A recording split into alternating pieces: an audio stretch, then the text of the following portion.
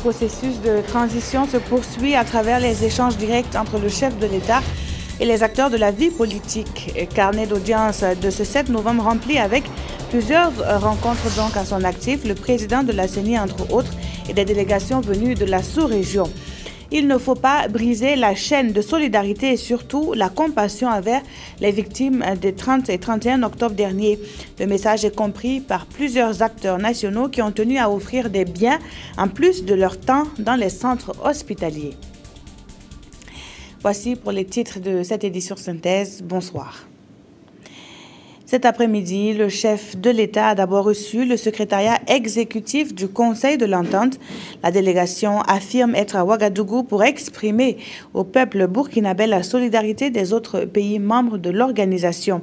Après quoi, le colonel Isaac Yacouba Zida s'est entretenu avec une délégation du Conseil supérieur de la magistrature. La synthèse de ces audiences avec Sylvestre Da.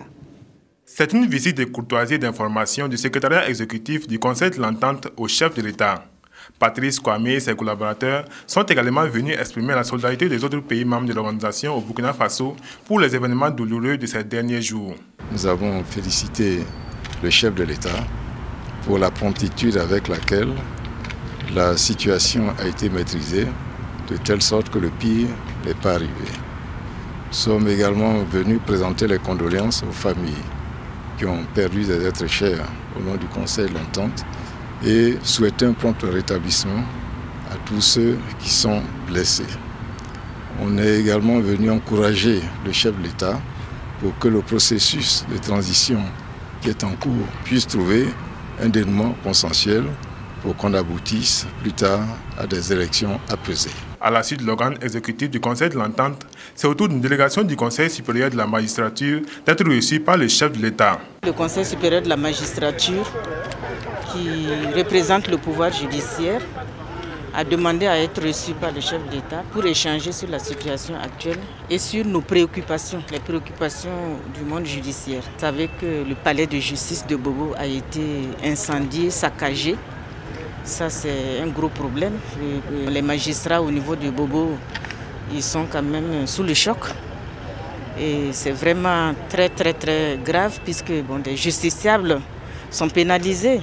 Il nous a rassuré que toutes les dispositions seront prises pour que au moins les magistrats puissent continuer de travailler à Bobo.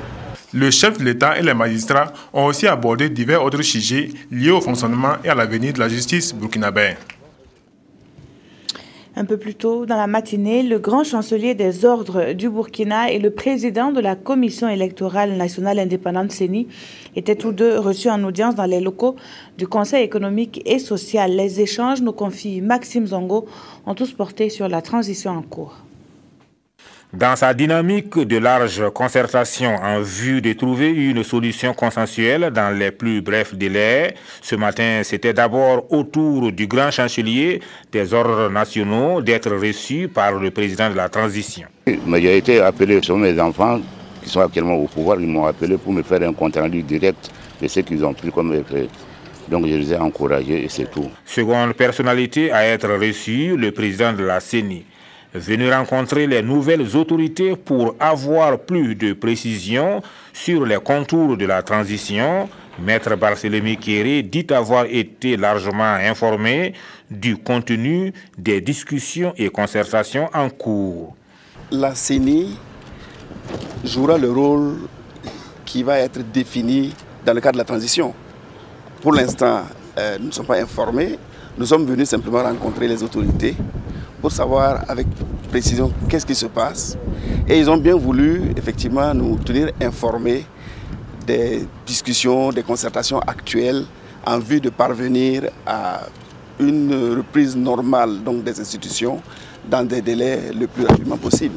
Précisons que c'est au siège du Conseil économique et social que le lieutenant-colonel Yacouba Isaac Zida consulte et échange avec l'ensemble des couches de la société en vue de dessiner les contours de la transition.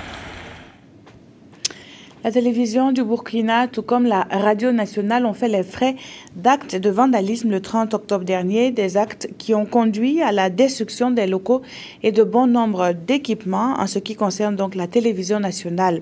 Votre chaîne publique, tant bien que mal, se relève de ce coup dur, non sans l'appui de structures comme l'Observatoire burkinabé des médias, un élan de solidarité que les responsables ont aussi retrouvé chez les confrères de Impact TV. Draman Guéné. Compassion et action de solidarité se multiplient à la RTB après le saccage de ses locaux et matériels.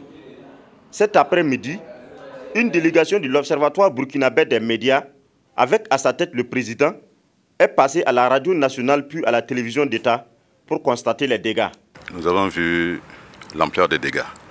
Nous sommes profondément touchés.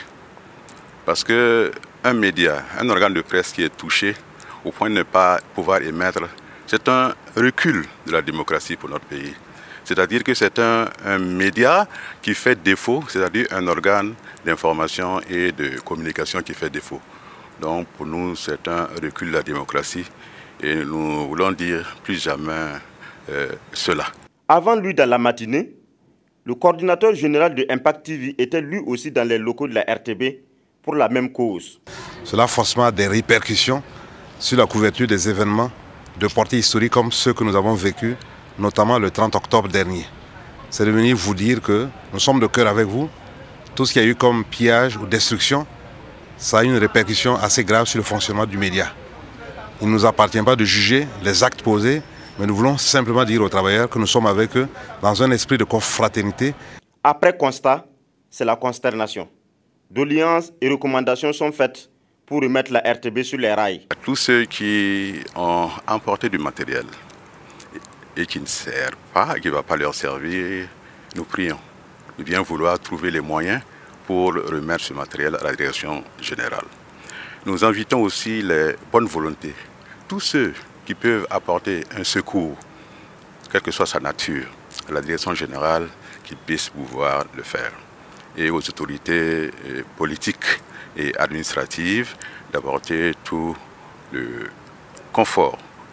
En dépit de ces moments difficiles, la RTB a repris sa mission d'information avec les moyens du bord. Le manque de locaux et de matériel ne faiblit pas la détermination du personnel à satisfaire le public. Et un peu plus tôt toujours, dans cette matinée du 7 novembre, le promoteur de Will Telecom a fait un déplacement dans les locaux de la télévision. Du matériel informatique a été remis dans la foulée aux responsables de la RTB qui ont également apprécié le geste d'une délégation de la Chambre des mines. Cette fois, c'était donc cet après-midi. Le point avec Ini Wolkoy, Janine Kambiri. Le matériel offert par Will Telecom est composé d'ordinateurs portables et de bureaux, d'imprimantes, de casques, d'onduleurs, de régulateurs, de cassettes, de clés USB, de scanners, le tout d'une valeur de 8 millions de francs CFA. Un geste par lequel Will Telecom entend marquer son soutien afin d'encourager les travailleurs de la RTB qui, après les casses, s'évertuent à continuer leur devoir d'informer les populations du Burkina. Son télévision, c'est notre télé. Il y a la télévision à Rama. Panera Toy. Tara Wachiri, Tara Fonta Tiaka, moi ton de ton télé, ton yalse, te Burkina Faso yalse. Télé Henry et Burkina Faso lui. À la suite de Will Telecom, la Chambre des mines du Burkina est venue au secours de la RTB avec un chèque d'une valeur d'1 million de francs CFA. Apporter notre modeste contribution pour effectivement féliciter vos collaborateurs et vos employés pour les efforts qui sont faits pour que cette image de ce Burkina-là se restaure déjà. Un geste compatissant apprécié par le secrétaire général du ministère de la Communication. C'est une démarche qui réconforte quand vous subissez ce que la RTB a subi et que des partenaires viennent vers vous pour vous présenter, manifester leur solidarité. On ne peut que s'en réjouir. Des dons qui viendront donner un coup de pouce aux activités de la radiodiffusion télévision du Burkina. À Bobo-Dioulasso, la coordination régionale du mouvement Le Balai citoyen a animé un point de presse pour mettre fin aux rumeurs qui ont fait état de leur implication dans les actes de pillage qu'a connu la ville. Les responsables affirment du reste que bien au contraire, ils ont empêché certaines casses de domicile privés. Le point avec Awa Ouedraogo. La coordination régionale du Balai citoyen face aux journalistes. Elle donne sa version des faits. Autrement dit, le rôle qu'elle a joué au cours des récentes manifestations ici à Bobo-Dioulasso. En effet, nous avons eu écho de certaines rumeurs à travers la ville qui accusaient notre mouvement d'être le cerveau, voire le commanditaire des pillages et des casses des édifices publics et des biens privés appartenant à certains dignitaires de l'ancien régime. Notre mouvement lance un démenti fort face à ces différentes allégations. Nous avons reçu plusieurs appels des populations inquiètes qui nous ont alertés sur les différentes actions de casse et de pillage. Nous avons à plusieurs reprises prêté main forte aux forces de l'ordre pour empêcher les pillages de certains édifices, tels que le gouvernorat, la mairie de l'arrondissement numéro 3. On peut également citer le domicile du maire de l'arrondissement numéro 1 qui a été épargné grâce à notre intervention suite à un appel téléphonique qui a adressé à notre mouvement par le fils du maire en question. Notre présence sur les lieux de pillage avait uniquement pour objectif de sensibiliser et de dissuader afin d'éviter les scènes de pillage et de vandalisme. Et le Balai citoyen de justifier sa présence sur les lieux de la mairie centrale après les casses. Certaines personnes mal inspirées ont également interprété notre présence sur les décombres de la mairie centrale comme étant une manière pour nous de l'utiliser comme un trophée de guerre. Cela est tout simplement une pire invention, car nous nous y sommes installés après le nettoyage des lieux pour sécuriser l'espace, car des badauds continuaient à venir voler le matériel et le fer à béton qui était exposé sur le chantier en construction jouxtant la mairie. Nous pourrons éventuellement étayer ces affirmations à l'aide d'un film documentaire réalisé par un reporter de Ciné Droit Libre TV qui nous a suivis durant ce travail de sensibilisation. Le Balai citoyen dit déplorer ceux qui utilisent leur emblème comme moyen de chantage et de pression sur d'autres citoyens. Il invite par conséquent la population à plus de vigilance et à rentrer en contact avec les autorités compétentes pour dénoncer toute tentative d'intimidation et de pression. Restons donc dans la ville de Sia où les étudiants internes au CHU Sourousanou observent un sit-in de 72 heures. La cause, le non-paiement de leurs frais de stage.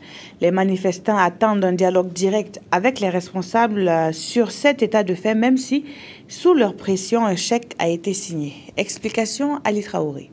Au CHU, le centre hospitalier universitaire Sourousanou de Bobo-Dioulasso, les étudiants font le pied de grue depuis 48 heures pour réclamer le rétablissement de leurs frais de stage. La manifestation d'aujourd'hui est liée au fait que nous n'avons pas été payés compte tenu d'un certain nombre d'irrégularités signalées par l'administration et dont nous sommes victimes parce que ces irrégularités ne concernent pas tous les étudiants. Et malheureusement, nous avons tous porté le chapeau. Pour mieux se faire entendre, les étudiants, dès l'arrivée du directeur général par intérim du CHU, manifestent leur ras-le-bol. La cause de cette lenteur dans le traitement des frais de stage, selon la direction de l'hôpital, est due à une confusion dans le traitement des étudiants internes et ceux externes. Il y a des pratiques illégales dans le traitement des émoluments des étudiants. Et étant moi-même hospitalo-universitaire, je comprends bien la portée des choses.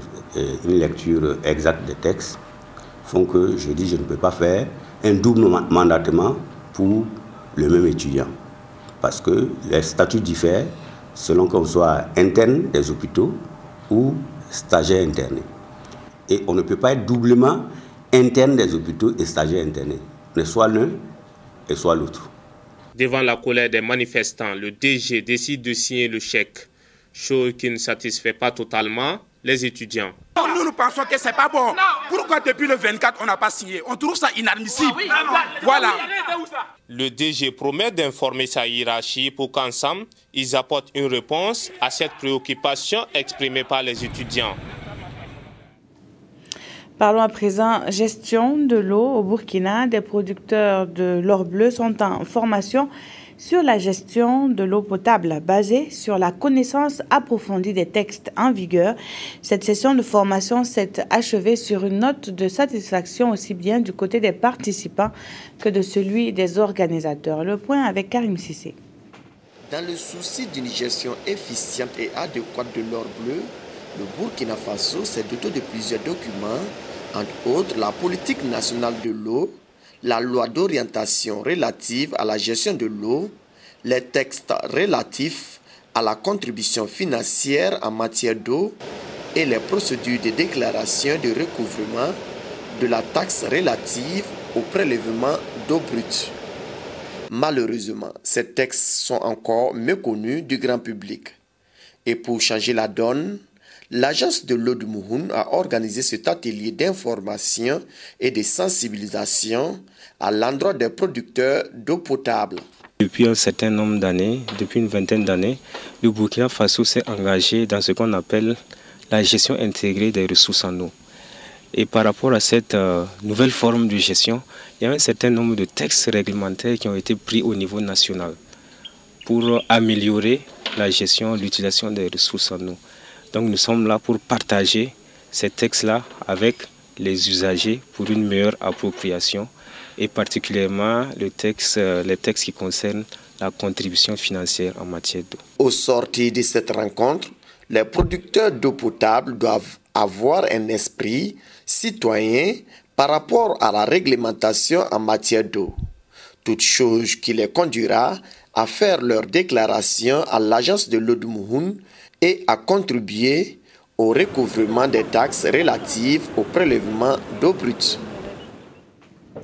Voilà qui met fin à ce journal. Merci de l'avoir suivi. Bonsoir.